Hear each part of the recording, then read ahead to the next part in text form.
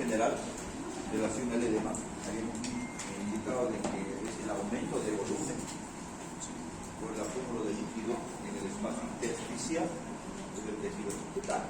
Vale decir que el paciente puede tener edemas tanto en los miembros inferiores, generalmente por la parte declive, o sea, por decir, por lo que es la gravedad, va a ir siempre para abajo. Sin embargo, no siempre el edema puede ser patológico, puede tener de tipo carencial, vamos a ver enseguida.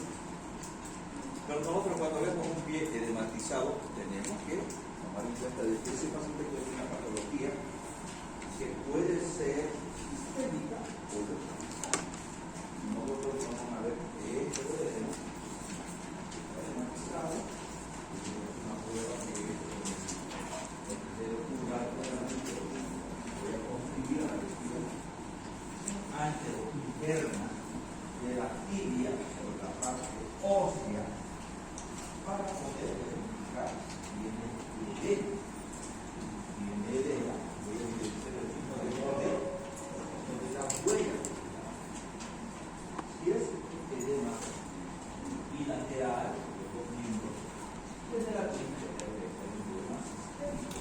Si es edema unilateral de los miembros edematizado, voy a pensar que se trata de un problema localizado, una obstrucción en ese solo miembro. Si es bilateral, los dos miembros, seguramente es un problema sistémico, cardíaco, renal, un paciente que está desnutrido, hepatopatía y demás. Entonces tenemos que tomar en cuenta eso. Recordar que por gravedad va a ir siempre para abajo. Los pacientes que además de edema bilateral, los dos pies, y tienen disnea en la posición de decúbito, o sea, al recostarse, yo voy a pensar que ese paciente tiene ortopnea. ¿Se acuerdan de la ortopnea? ¿Qué es la ortopnea? Disnea en reposo. En decúbito supino. El paciente que tiene ortopnea, tú lo recostas y tiene disnea, se sienta. Esa es la ortopnea. En cambio, si un paciente tiene ortopnea y tiene edema en los miembros inferiores, normalmente voy a pensar que es un paciente cardiópata. En otras palabras, yo voy a poder realizar lo que es este signo. Puede ser en lo que es el pie, sí se puede ser en el pie.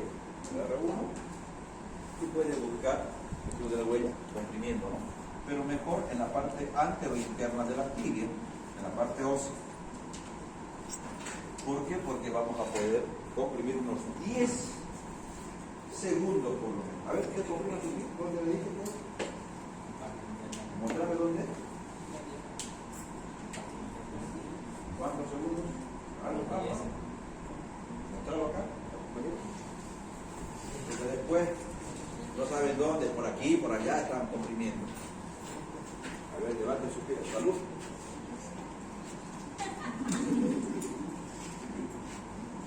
¿Dónde?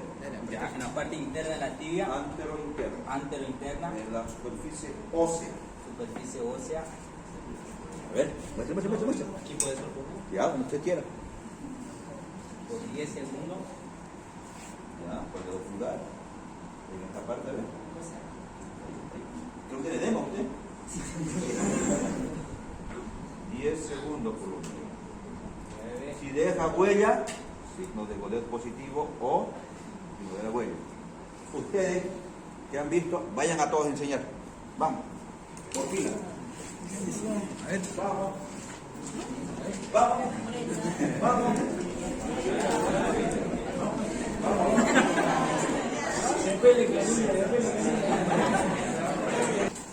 La luz, por favor, es un signo que tenemos que evidenciar para poder demostrar si el paciente tiene edema. Si tiene edemas, yo voy a, repito, si es bilateral, se llama signo de la huella, goleo positivo, signo de la fobia también se llama. Va a denotar si los dos miembros están edematizados, seguramente un problema sistémica.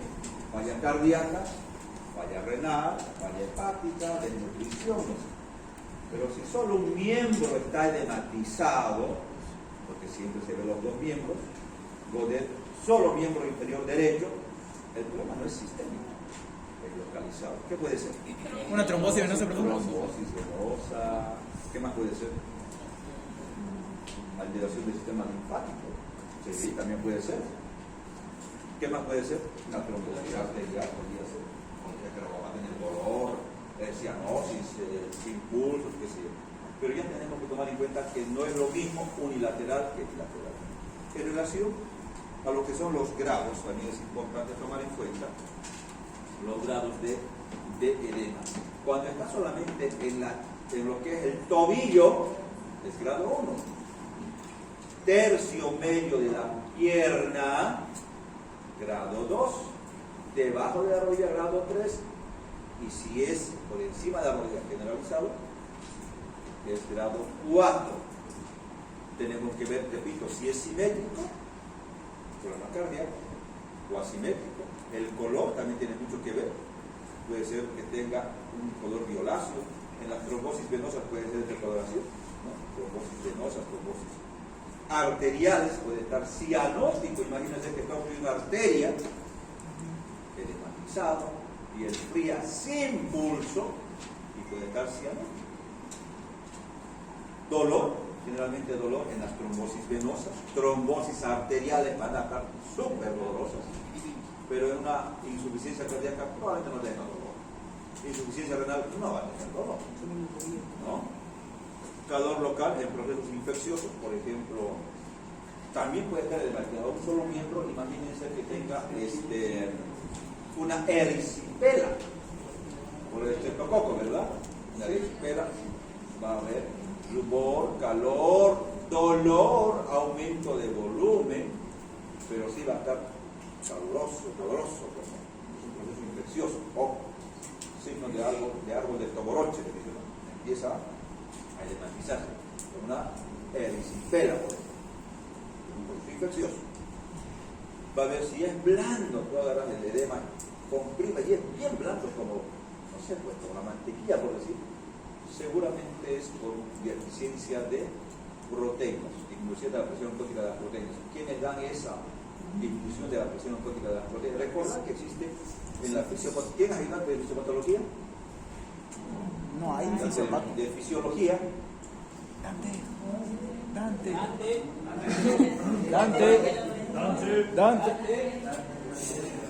Ay, no está, no vino. Dante, ¿dónde está?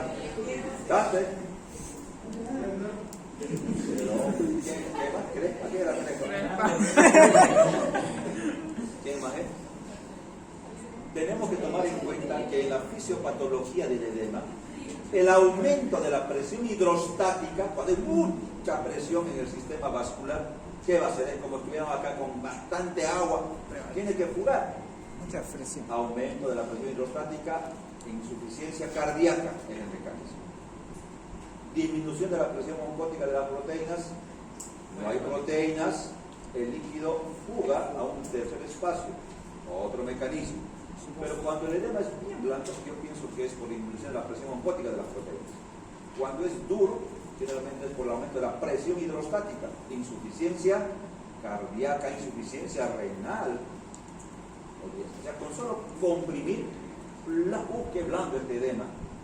Insuficiencia, puede ser, a ver, blando. Disminución de la presión oncótica de las proteínas.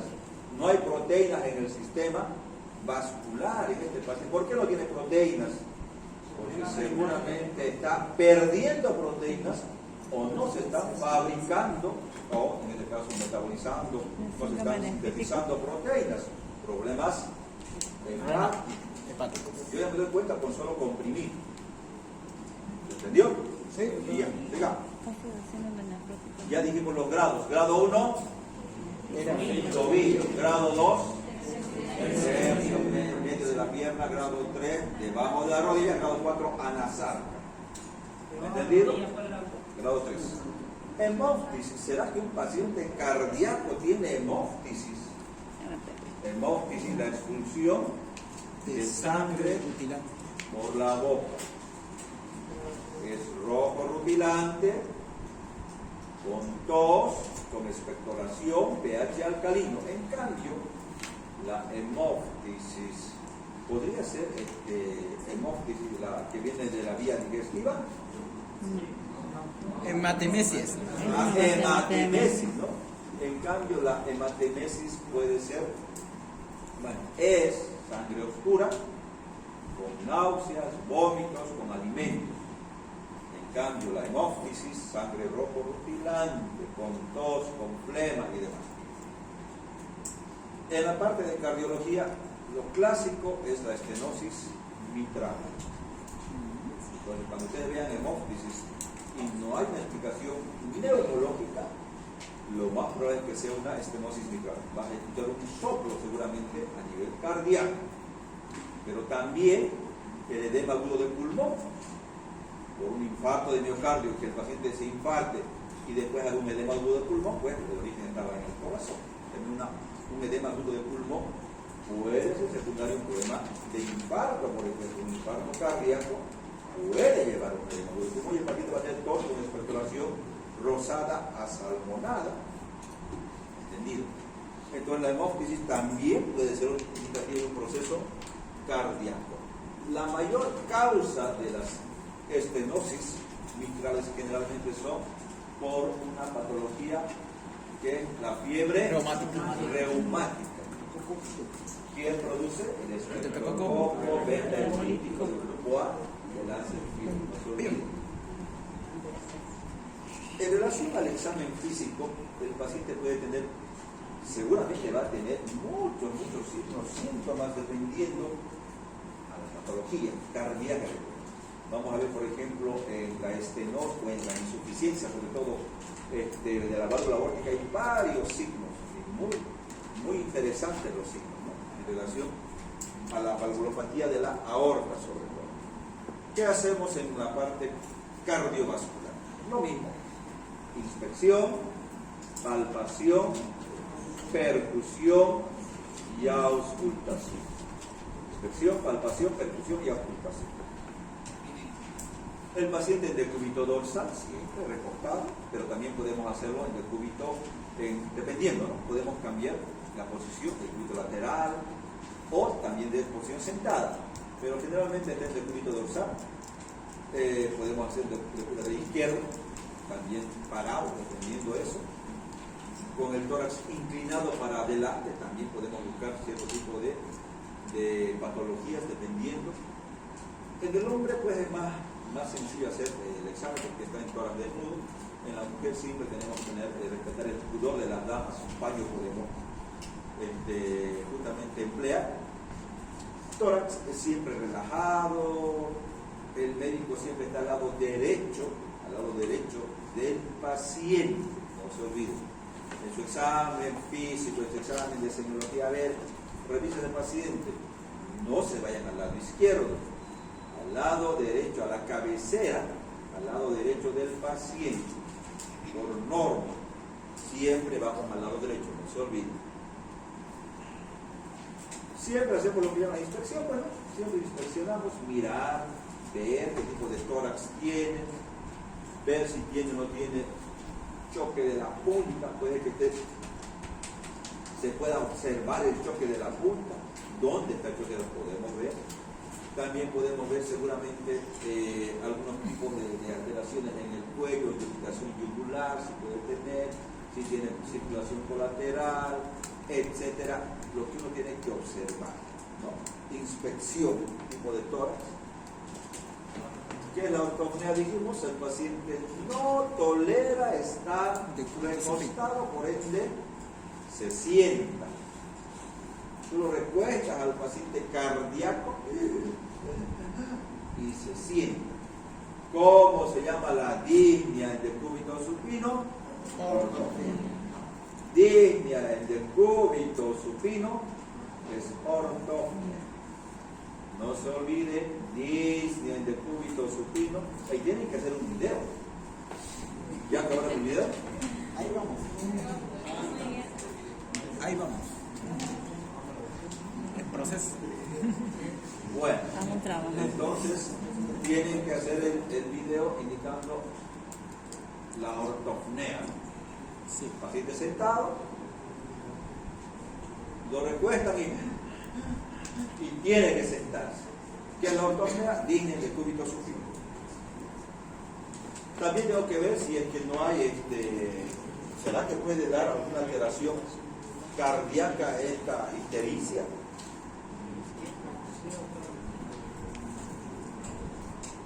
¿Será que Sí, puede haber ictericia? en taponamiento cardíaco puede haber ingurgitación. Ya, no, ictericia. Hipertensión portal. ¿Secundaria qué? A la ingurgitación, va a estar hematizado el hígado y no va a trabajar bien, no va a cumplir su función fisiológica y va a producir ictericia. Ya. Entonces sí puede haber ictericia, un paciente cardíaco puede estar amarilla la escleras. Pero ¿cómo yo explico eso? Evidentemente, si yo tengo ingurgitación yugular, seguramente va a haber congestión hepática. Si hay congestión hepática, ya se puede ver que este paciente haga la larga lo que se llama un hígado cardíaco. ¿Y qué va a hacer? Mantener la hepatía crónica. Una falla cardíaca y llamamos hígado cardíaco. Haces que en forma retrógrada el corazón está insuficiente, va a incrementar, va a crecer la presión hidrostática y va a ser edemas, va a ser hepatasia, va a estar con dolores de hígado, probablemente será congestión del hígado y a la larga tendrá una patología hepática, que se llama hígado cardíaco. Puede dar un y a la larga tendrá una ictericia. ¿Entiende? Sí, puede dar. También puede haber, ¿qué ven al lado de lo que se ve? Ingurgitación. Se puede ver que este paciente, una falla cardíaca, más dinámico. Que denota aumento de la presión venosa central. ¿Cuánto es la PVC normalmente? Levante la mano. ¿Quién cuadra? ¿Cómo es? ¿Cuánto es la presión? A ver, usted. 8 y 16. Más o menos. ¿Cuál es su nombre? Arsenio, 8 a 16. ¿Alguien? Otro ayudante de fisiopatología. ¿Ah? ¿Cuál es tu nombre? ¿Cuál es tu nombre? María René. Luz, ¿cuánto dijo? ¿8 a 12 qué? 8 a 12 centímetros de agua, ¿no? La presión venosa central, la presión que yo tomo. ¿Dónde tomo la presión venosa central? ¿Cómo puedo tomar la PVC? La PVC se llama presión venosa central. ¿Dónde lo voy a tomar? La presión venosa central. O sea, esa impulsación que ustedes ven allá como signo, me denota que está aumentando la presión venosa central. Estas venas están dilatadas, impulsadas. Entonces yo tengo que tomar en cuenta que este paciente es un paciente cardíaco. Lo más probable, lo que sí tengo que tomar en cuenta que mi presión venosa, esto es, ¿no? La ingurgitación yugular que ustedes ven, clavícula, ingurgitación yugular. ¿Dónde se toma? Y un catéter central. Ya, Clavícula derecha. Una regleta. muy bien. Con un catéter del tipo Schwann-Ganz, ¿no? Lo podemos tomar. Presión en cuña también podemos tomar. Se coloca la vía central, ya sea por la vía subclavia o por la vía yugular, hacia el corazón, aurícula Derecha. derecha, ventrículo derecho, y puede llegar a las arterias pulmonares para tomar la presión en cuña de estas arterias pulmonares. Además, conclusión, la presión venosa central generalmente, bueno, está de 8 a 12 centímetros de agua. Cuando se incrementa, va a tener estos signos de incrustación yugular y demás. El paciente generalmente tiene que estar entre 30 y 45 grados en relación a la cama, o sea, en relación a la parte horizontal. O sea, no vamos a tomar la incrustación yugular en decúbito supino, tampoco en posición sentada. ¿Cuántos grados? De 30 a 45 grados. El paciente cardíaco también es importante preguntar en la anamnesis. ¿Usted duerme con almohadas o no? ¿Qué cree? Sí, hay que preguntar. ¿Pero qué le dice el paciente? Sí. Va a estar con almohada. Le preguntan, ¿usted duerme con almohadas? Sí, doctor. Porque cuando duermo sin almohadas me ahogo, me falta el aire. En otras palabras, el paciente cardiópata tiene ortopnea, no puede hacer el estudio. Entonces va a dormir con bastantes almohadas, no se olvide. Entonces, este signo lo voy a buscar entre 30 y 45 grados con la cabecera del paciente. Los grados, por ejemplo, grado 1, cuando se puede ver, ¿ven acá el láser? Sí. ¿Esto qué es, dijimos? La clavícula. La clavícula, ¿no? Sí.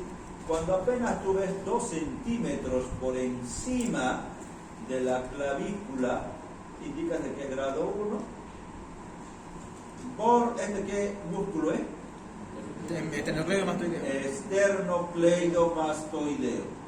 Cuando llega al borde posterior del esternocleidomastoideo, grado 2, borde anterior, grado 3, y si llega hasta la región del maxilar inferior, habla de grado 4 de ingurgitación yugular. O sea, podemos nosotros apreciar grado 1, 2 centímetros por encima de la clavícula, grado 2, borde posterior del esternocleidomastoideo, pero borde anterior, grado 3, y borde por el maxilar inferior, grado 4. Muy bien, a ver, sigamos. Pero no solamente voy a poder evidenciar eso, sino también miren en el examen físico, ¿qué les parece estos dedos? Miren, sí, tienen aracnodactilia, muy largo tienen. Longilíneo, escoliocéfalo, signo de Bowe, dedo pulgar sobrepasa la región cubital. Normalmente nosotros, mira, no sobrepasamos con nuestro dedo la región cubital, pero estos dedos pueden sobrepasar la parte cubital, el dedo pulgar. Entonces tenemos que ver, por ejemplo, el síndrome de Marfan. Estos pacientes vienen con bastantes complicaciones cardíacas sobre todo. Ahí se puede ver, ¿no? Manos, o en este caso aracnodactilia, lo mismo en los miembros inferiores. Si tú los paras, ¿sí? ¿Hasta dónde llegan las manos? ¿Te das cuenta? Sí. También se tiene que ver en el examen físico desviación de la columna en forma lateral. ¿Cómo se llama? Escoliosis. La escoliosis es esta, pues. Cuando la columna está desviada lateralmente. También otro, miren esto, ¿qué les parece? Pacientes obesos, roncadores, ¿qué voy a pensar? Por ejemplo, el síndrome de Pingui, ¿por qué se caracteriza? Poliglobulia, obesidad y apneas del sueño. Estos pacientes también están durmiendo y de repente entran en apnea y despiertan y van despertándose varias veces durante todo lo que es la noche. ¿Qué es lo que pasa? Hacen apneas obstructivas del sueño, pacientes que pueden llevar a hacer cardiopatías, insuficiencia cardíaca derecha, corazón pulmonar crónico. Síndrome de Pingui, poliglobulia, obesidad, apneas del sueño. También es importante ver la fases. Hemos visto bastantes tipos de fases, hemos visto algunos movimientos, por ejemplo, como el signo de Muset. Ahí está el signo de Muset. ¿Por qué se caracteriza? Tenemos que ver, claro, las características de la nariz, la lengua, conjuntivas, la tricomía mitral. Recordar que el paciente que tiene unas como chapetas malares, en los pacientes con problemas de válvula mitral, van a ver que tienen chapetas malares. Los pacientes que tienen signo de Muset, el paciente generalmente con cada latido cardíaco en insuficiencia valvular aórtica tiene esto, ¿no? Mueve la cabeza lateralmente con cada latido. signo de Museo. Muset se puede ver, ¿no? Y así podemos ver varios otros signos que podríamos tomar en cuenta, pero ¿qué es importante tomar en cuenta? Veamos a ver algunos tipos de fases. Una fase es aórtica, por ejemplo.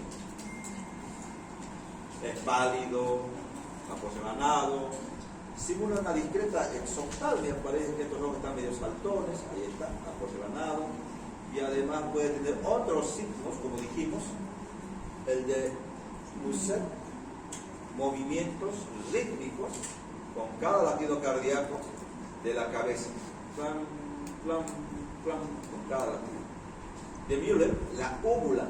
Ustedes ven lo que es la úvula, lo mismo, con cada latido tiene movimientos rítmicos en relación a un latido cardíaco. El pulso de Quick, lecho unguial, lo mismo. Vas a ver que con cada latido se va haciendo llenado capilar, con cada latido. Signo de Müller, ahí está, bamboleo rítmico de la úvula.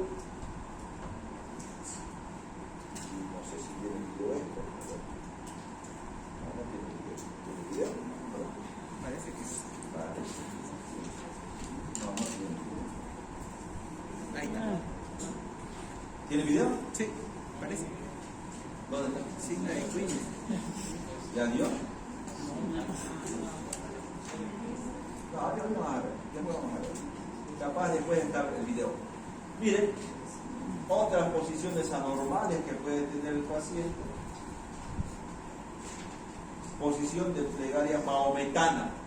El paciente puede colocarse de rodillas como una plegaria. ¿En qué situaciones? En un taponamiento cardíaco. Taponamiento cardíaco puede adoptar esa posición en plegaria maometana.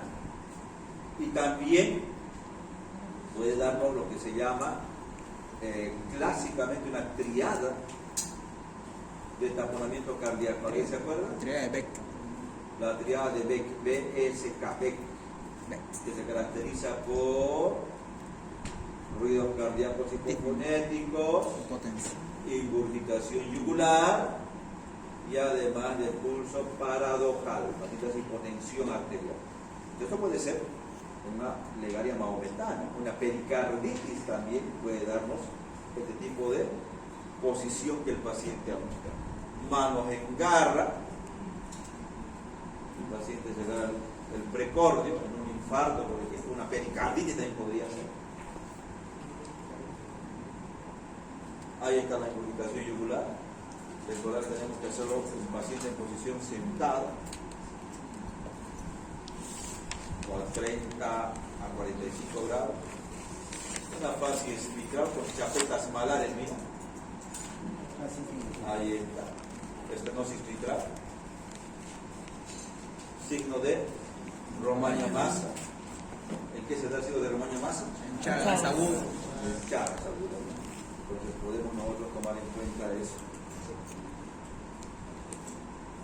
También será que puede haber dedos en palillo de tambor, uñas en vidrio desde el ojo. ¿Será que puede dar en una patología cardíaca? Sí. O simplemente es en las patologías respiratorias como fibrosis, EPOC, bronquiectasias que hemos visto. Sí, se puede dar justamente estas uñas en vidrio desde el ojo en patologías cardíacas como la insuficiencia cardíaca congestiva. Sí, se puede dar en pacientes cardiópatas. Podemos tomar en cuenta uñas en vidrio desde el ojo, acropaquías, dedos hipocráticos, no se olviden. También otros signos que pueden darnos inespecíficos, pero que se pueden dar, digamos, por ejemplo, estas astillas. Aquí podemos ver signos de astilla, miren, características de endocarditis bacteriana, que podríamos ver lesiones de Haneway, por ejemplo, podríamos ver acá. Manchas, sí, ahí está, nódulos de Osler, lesiones de Haneway que se pueden dar en la endocarditis bacteriana. Recordar que se van a liberar varios trombos justamente sépticos, van a ser estos signos. Endocarditis bacteriana, tenemos que tomar en cuenta una cardiopatía predisponente, fiebre, criterios, embolias arterial mayor, infarto pulmonar séptico, hemorragia conjuntival, puede darse, lesiones de Honeywell, por ejemplo, o también asociados a valvulopatía, o en este caso hacemos un ecocardiograma, vamos a ver unas vegetaciones en el endocardio. Acá podemos ver vegetaciones en este paciente que tiene la endocarditis bacteriana. ¿Cómo podemos verlo? Mediante un ecocardiograma doppler. Fenómenos inmunológicos, manchas de Roth, ahí están las manchas de Roth, podemos verlas. También nódulos de Osler, ahí están los nódulos de Osler, podemos ver en estos pacientes. Bueno, tendríamos que buscar justamente la evidencia, o sea, ver si está o no está el germen. Hemocultivos, tendremos que buscar y encontrar al germen responsable. Tendremos que buscarlo. Y además dijimos buscar las vegetaciones mediante un ecocardiograma. También una pericarditis, ¿se acuerdan de una pericarditis? Si yo puedo invertir la radiografía y veo un signo de la copa de champán o de la cantimplora que se llama.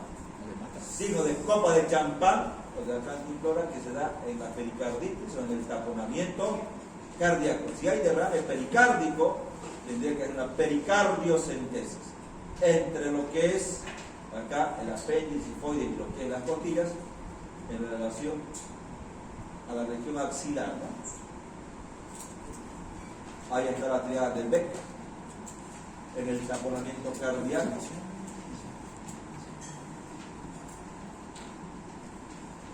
Tenemos que tomar en cuenta si hay o no hay esta triada del Beck en el taponamiento cardíaco.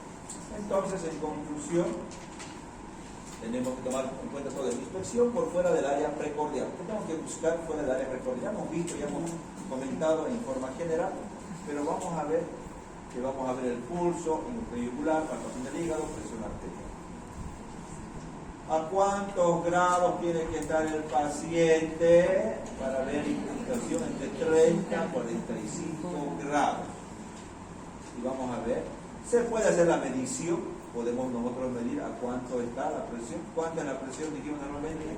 8 a 12 milígramos de agua. 8 a 12 centímetros de agua, y directamente se puede medir, sí, con una regla, podemos hacer con una vía central, podemos tomar en cuenta. Pero es algo empírico, pero sí se puede hacer. Lo ideal sería que con un catéter de Schwann-Gang, ¿no? Para ver exactamente cuánto está la presión del paciente. Se puede hacer también una colocación de vía central para ver esta presión, o también para instilar líquidos, por ejemplo, en gran cantidad, o está en shock, bastante líquido puede ingresar, o tengo que instilar, qué sé yo, potasio, y no puedo hacer por las vías periféricas porque irrita, o al final tengo que dar, qué sé yo, aminas vasoactivas, está en shock, tengo que dar la dosis exacta, vía central. ¿No? Está choqueado el choque. ¿Qué hacemos? Vía central. Para administrar noradrenalina, dopamina. Entonces tendríamos que aplicar lo que es la vía central. Vamos a ver si sale, pero hombre, no sale ninguna. Vamos a ver si podemos, este video, algo está pasando con este video. A ver, ¿qué pasó?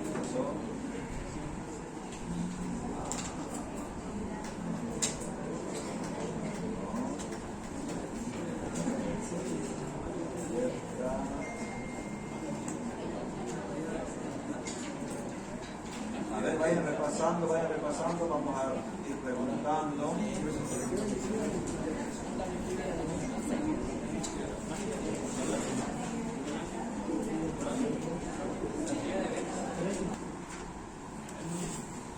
En la insuficiencia valvular aórtica hay varios signos, por ejemplo este clásico que es el signo de Müller, que se puede dar con movimientos rítmicos en relación a los latidos cardíacos de la válvula rítmica. ¿Cómo la válvula se va a poder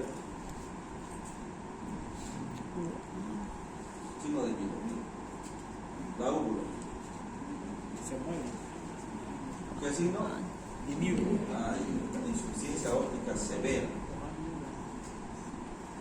¿Entendido? Otro signo, ¿cuál dijimos el otro? ¿Cuál es el de Musek? Musek.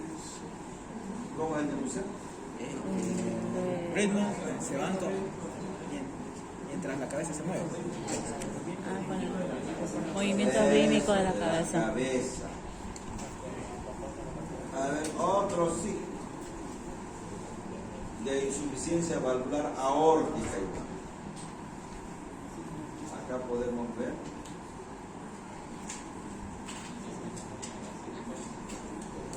Hombre. ¿Dónde está? Aquí está. Ese es el llenado capilar.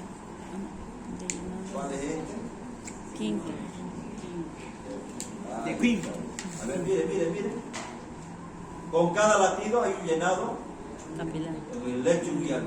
Bla, bla, bla, y se va haciendo. ¿Se nota o no se nota? Sí, Despacio, se ve. y nuevamente. Queen. ¿Quién que se tiene? Se escribe quinque, se dice queen. Ahí está. Quinque.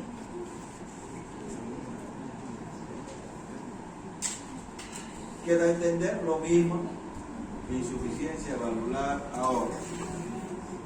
Muy bien. Y además de eso, ¿qué podemos también hacer? Una vía central, vamos a ver si hay una vía central por acá, donde está la vía central.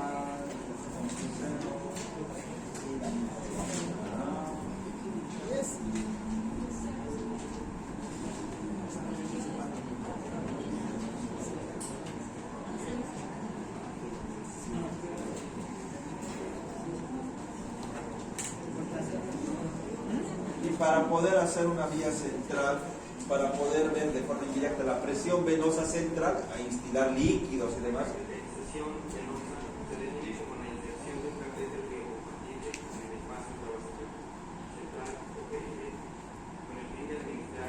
Carótida, subclar. Yugular en este caso, yugular o subclar. Sí, vena yugular interna.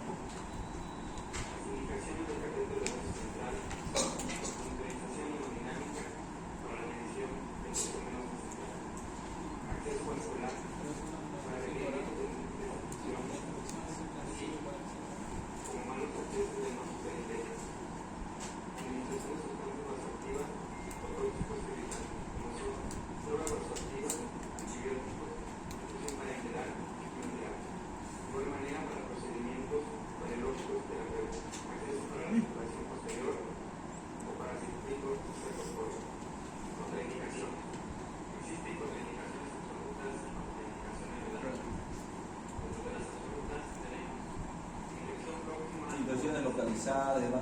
Recordar que esta vía central tendríamos que hacer en todo paciente que queremos bastante volumen al intravascular, o sustancias irritantes, potasio, noradrenalina, etcétera, para poder, además para monitorizar, para ver la presión venosa, ¿no? Central.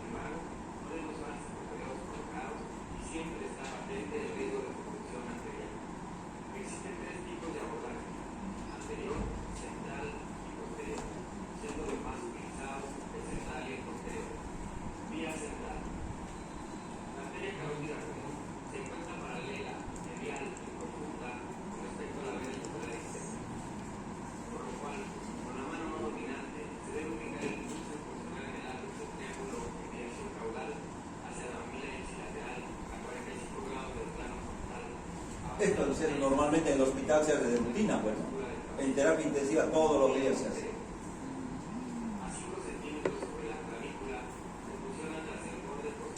Miren ahí donde está la yugular. Tenemos que pillar en la yugular, ¿verdad? O en la región subclara. De pillar. A ver, vamos a ver la parte práctica, vámonos. Esta es más teoría, pero sí. Tienen que saber, ahí van bastantes catéteres. Ahí está. Este es el catéter venoso central. Este es el doble lumen. El doble lumen, ¿verdad? El doble lumen. Entonces, hay otros que son con 3 lúmenes, o sea, para poder hacer, por ejemplo, hemodiálisis. Siempre de forma aséptica y demás. Bueno, ya saben. Hay que monitorizar al paciente. Buena asepsia, antiséptica. Ahí está, lo que quieren ver. Ahí está la cabeza, el tórax, ¿no?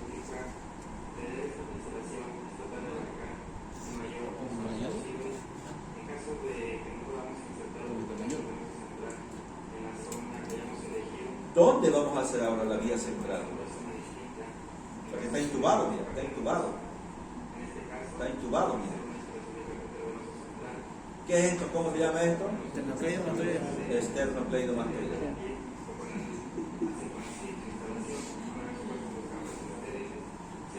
Recuerda que tiene dos, una que va al esternón y otra que va a la clavícula, ¿se acuerda? Sí. Entonces va acá en esta región. De acá vamos a dirigir hacia la tetilla, miren. De acá va a dirigir a la tetilla. Ahí están los dos ácidos. Ahí está, ¿no? Base, vértice. Así más o menos está. ¿Se nota? Aquí va a funcionar en el vértice, más o menos.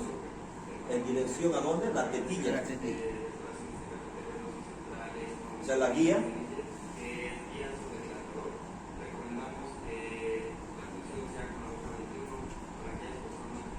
Ferina, el 21 va a empezar. Sí, con 21. Repito, aquí está el músculo esternocleidomastoideo, el posterior y este es el anterior. Acá en medio, ya, tetilla dirigida. Ahí está. Ahí está. La yugular. Esta va a dejar de guía y va a colocar el trocar más grueso. Igual en forma aspirativa. Ahí está. Ahí está la yugular. El pingo va a ubicar y va a introducir la guía. Este es el método de Sending que se llama.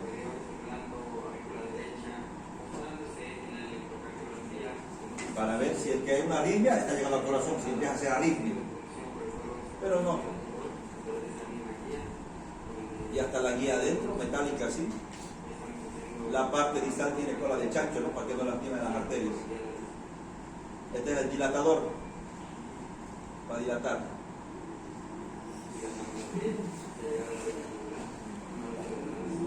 Qué bendición. Va a sacar la guía, porque ya. A ver, vamos a ver. Va a dilatar. No, ha dilatado. Ahora va a colocar recién el catéter. Eso es para dilatar.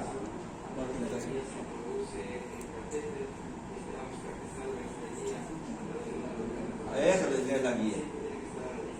Siliconada, ¿no? Y va a sacar la guía por el otro extremo.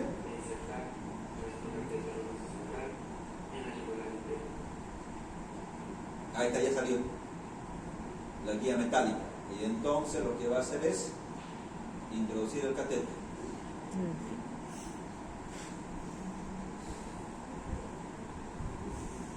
Y ya estuvo. Ahora va a fijar la guía o el catéter.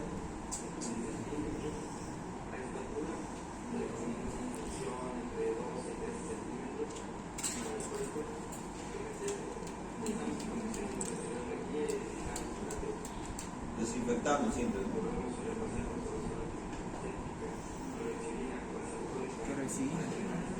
Y listo, ya se colocó la guía, ahora se va a fijar, hay que fijarlo. Se lo fija, fijadores, van a fijar, mire, está fijando, se sutura, para que no se mueva la guía, ya está fijada, y se va a permeabilizar las guías. Aspiramos un poco de sangre y luego solución fisiológica. Está permeabilizando son dos, de dos lúmenes. Sí, todo bien. Ya está, ahí están las vías, listas para usar.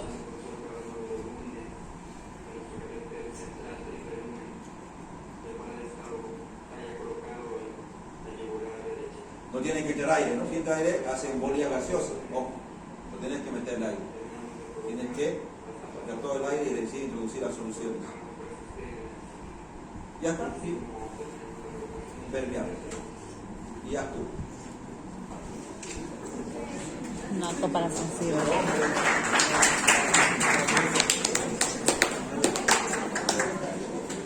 Bueno, conclusión, ya saben lo que van a hacer cuando sean. ¿Alguien va a hacer terapia intensiva? Medicina interna, cirujano vascular. Ahí están, todos los días van a hacer. Si están en terapia intensiva, son terapistas todos los días, día sin grados. La luz,